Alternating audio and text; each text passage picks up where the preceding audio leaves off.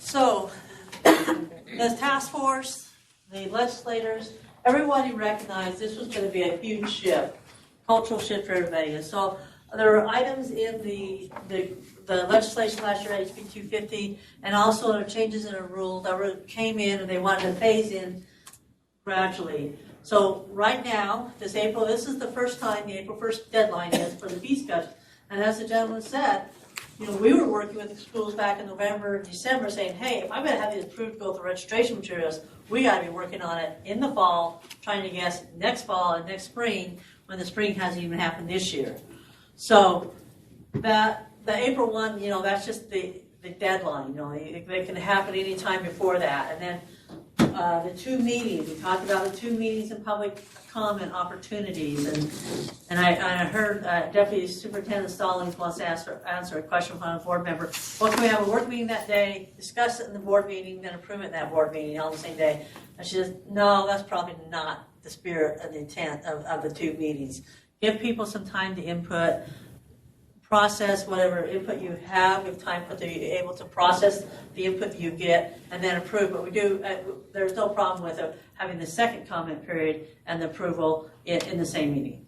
Okay, just allow yourself some time, some good faith effort to take in whatever comments you may receive from the public.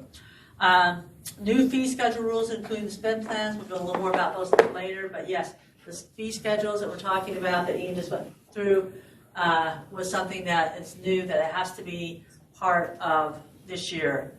Now, right now, you probably start, I don't know if you're enough ahead, that next year there's a lot of new requirements. These are new requirements that the cost of the fees can't be more than the cost of the activity.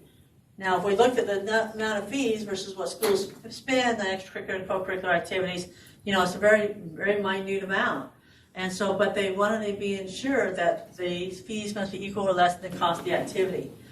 And that fees cannot be used for a student to also pay for the waiver of another student for the same thing. Like, I've talked to a school which they had T-shirts that they wanted everybody to wear on Fridays or on activity days.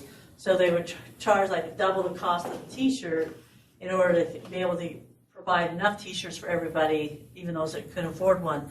And so that kind of has to be scaled back.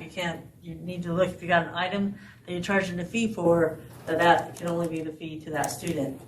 That's going to be a cultural shift on how you guys, what the LEAs think about.